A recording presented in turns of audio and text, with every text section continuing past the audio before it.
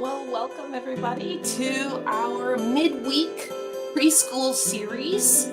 We are on number 5 in our series today. There are a total of 9, so we're about midway through the series.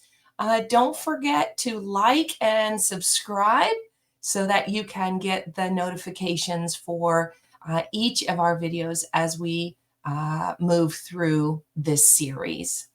All right, so today's series is Preschool the Finnish Way. We're focusing on everyday life skills, learning independence through routine. So confidence grows from doing, right? We've been talking a lot about how learning happens at this age through observation, but the confidence that we want the students to have comes through practice. In Finland, children learn independence not through formal lessons, right? They don't have a scheduled section of time where they learn, but rather it's through the rhythm of the day. The day has built into it time for the students to practice these independent skills so that they can improve and gain confidence. Why do everyday skills matter? Simply because when we feel good about ourselves, that we've accomplished something, right? We have more confidence, we feel better about ourselves, and we're motivated to learn more. So at this age, if there is an adult in their lives that is doing everything for them, we don't receive the physical what is it when those chemicals, when we accomplish something, it's those chemicals wash over our bodies and make us feel good about ourselves, right? And when we don't have that motivation and encouragement, then we struggle and don't feel like there's a reason for us to learn. So serving food, dressing for the outdoors, cleaning up after play, these aren't simply chores to rush through.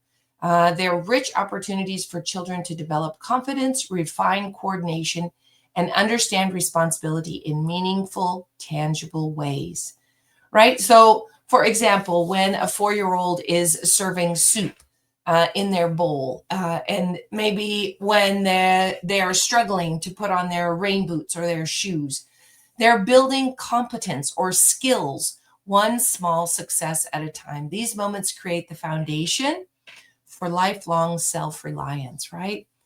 We want all of our students, all of our children to grow up and be able to take care of themselves. So from a Finnish perspective, these skills are given time, right? Through trust. The students aren't rushed through this process. The teachers don't feel like they need to come and tie everybody's shoes and put on their jackets so they can quickly go outside. The goal is in the what is that saying? The process, the journey is part of the process, right? The journey is part of the reward. So allowing the students to tie their shoes, put on their jackets, button their jackets, put on their hats and their gloves. This is going to take time, and it's not rushed from a Finnish perspective. Teachers step back, or adults in general step back. This isn't just something that happens in school. This is a cultural thing in Finland. It's called sisu. And adults will step back and support only when needed, right? Asking themselves, is this something that just needs more time, or is the child or the student actually needing support? So embracing mistakes is the third one. Spills, struggles, missteps along the way are welcomed and an essential part of the learning journey. So when a child makes a spill, the teacher or the parent doesn't rush in to clean up the spill as if it's a mistake. It's a learning process. Oh, I can see that you spilled, right? So what should we do next? And the child understands, well, I should clean it up so that nobody else slips or falls, and then I will try again. So this idea of sisu, resilience, perseverance is important. In Finland, teachers understand that independence unfolds gradually. So they trust the children to try. They give them opportunities to make mistakes and try again, creating a safe environment where every effort matters more than the outcome or the success. Routine is part of the curriculum. It is really the curriculum, right? Learning happens in rhythm. So routines aren't interruptions to the real learning, the academics, right? It is the learning.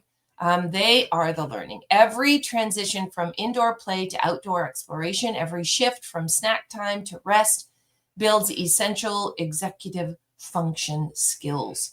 Later on, we will talk a little bit about what those skills are. Children develop patience as they wait their turn. They practice self-control when following routines, and they become aware of others' needs as well as their own. Routine includes things like hanging your coat, greeting your friends, right? That's part of the process, saying hello. Changing your shoes from outdoor to indoor shoes, and choosing an activity. That's the first independent activity that happens in the day. The student comes, sees all the different stations, and then decides what they want to do. This is building responsibility. The morning arrival routine sets the tone for autonomy. The children understand that they don't come in, sit down, and let the nanny put away their things and the teacher produce information for them to memorize. Rather, they are building the confidence and the autonomy to take on these skills themselves. Mealtime is learning through participation. Mealtime is in the classroom. It's self-service. They pour out their portions. They choose how much they want to eat. They assess their own hunger, and they practice fine motor skills. They fill their cups from small pitchers, which teaches hand-eye coordination, concentration, and understanding of cause and effect if they spill and have to clean up. They share spaces, so they pass dishes, wait patiently, consider others' needs, cultivate social awareness and cooperation. These are the small steps that are repeated every day so that they can improve and do it on their own. Outdoor transition. So in Finland, it's cold a lot of the year, and then it's also nice a lot of the year. So children have to learn how to grow and prepare themselves for the different seasons. So they embrace outdoor time year-round. The children regularly navigate the tasks of putting on rain gear or snow clothes, boots, mittens, hats. This isn't a quick process, right? Some 3-year-olds, it might take them 10 minutes to get everything on. And it's not that they are struggling, it's just simply hand-eye coordination and time. So children gain different skills from dressing themselves. For example, persistence in facing a button challenge, sequential planning, what goes on first, right? We don't put our boots on and then realize our socks are still sitting there. Spatial awareness and body coordination, fine motor skills and gross motor skills are taught during this time. And problem solving when zippers get stuck or boots don't want to be pulled on easily. Pride ends the process because they have accomplished their goal. Teachers remain nearby, offering quiet encouragement and strategic help only when frustration peaks, right? The goal isn't speed to get outside, it's the process to the reward. All right, so cleaning and care is another important part of the day. Children are part of the community in the classroom, so they can care for their environment by tidying up their toys, wiping down tables, and sweeping up crumbs. Peer helping and cooperation. We learn by helping each other, right? Many classrooms, preschool classrooms, are mixed ages. So the older students, more experienced children, begin to guide the younger ones. This isn't something that is taught. Teachers aren't asking the older students to support the younger students. It just sort of naturally happens. And it's as children learn to show empathy and see and observe around them, they want to help. So peer modeling and gentle assistance is what younger children learn. Older children develop empathy, patience, and leadership skills, and everyone experiences the classroom as a community where care flows. So emotional growth also happens, not just physical development, but emotional development. So children try a new task independently. They gain confidence in trying this new activity. They maybe struggle a little bit because it's new. So they face challenges and they learn perseverance. And then completing the task feels like actual confidence or accomplishment because they were able to learn something new. Independence builds confidence.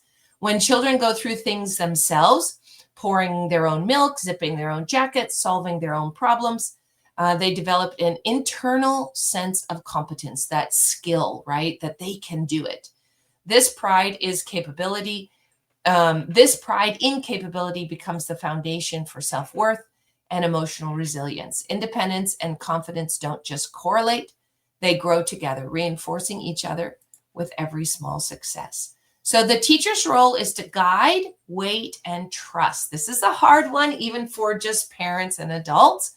But in a culture where this is given priority, it's not hard for the adults. Teachers in Finnish preschools understand that waiting is an active, intentional part of teaching. So even though they are waiting for the children to get ready for outdoors, they are still part of the teaching process. And they are still supporting, just like they would support in a math lesson or an English lesson. They are standing there actively supporting the children. The teacher's internal practice is to observe before acting, distinguish struggle from distress, and offer minimal strategic support, celebrating effort and persistence. Trust is the process of gradual mastery. A couple of research citations here. The Finnish National Agency for Education says independence develops through participation in daily routines. And Education Finland says children learn responsibility by doing, not watching, right? So the confidence, the responsibility comes from the doing. The learning comes from the observation. Research consistently shows that active participation builds ownership, and ownership builds intrinsic motivation. When children are given real responsibilities rather than simply observing adults completing the task, right? Giving them the ingredients to mix the Play-Doh, not sit at the table and watch the adult mix the ingredients for the Play-Doh. They develop a sense of agency and investment in their environment. So practical application, building independence anywhere. There are 3 simple strategies for fostering independence. You don't need a Finnish preschool to teach life skills, right? We learn them everywhere. It's just simply time, patience, and trust. The principles that guide Finnish early education can be adapted to any setting, whether you're in the grocery store, whether you're at home, or whether you're in the park. It can be anywhere. Step 1 is to step back to let the children step forward, right? This idea of patiently waiting, actively supporting. Is the task genuinely too difficult, or does the child just need more time? Can you offer a hint rather than taking over, right? What's the minimum support needed? So allowing the children opportunities to grow. Involve children in care tasks. This is number 2. So turn routines into learning. So as we're preparing for breakfast or lunch, we're setting the table. We're caring for plants, the environment, watering the plants, cleaning surfaces, having the children understand what it means to have a clean area, and organizing materials, inviting the children to help by gathering the supplies for the activity and bringing them to the table or returning them when it's cleaning time. Third, supporting, celebrating of accomplishments rather than perfection. So we celebrate during the process. Great job. You're doing a really good job. Versus, yay, you finished. Now you're dressed. Let's go outside, right? We want the process to be rewarded. Instead of saying, good job getting dressed, which is outcome focused, we want to focus on the process. I noticed how you kept trying with that zipper, even when it was tricky or when it got stuck. This is the process we focus on. So, reflection questions. How might you build more independence into your classroom routine? One, you can slow down your transitions, allowing the students more time to grow and develop these skills. Create self-service stations for snacks or drinks. Expand child responsibility. So is there an area where you can offer the children or the students opportunities to grow and do it themselves? And then lastly, examine your own self. Are you rushing in to support too quickly?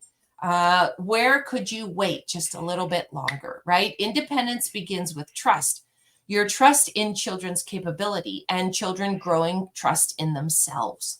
Every small shift is how you structure routines can create significant opportunities for autonomy and growth.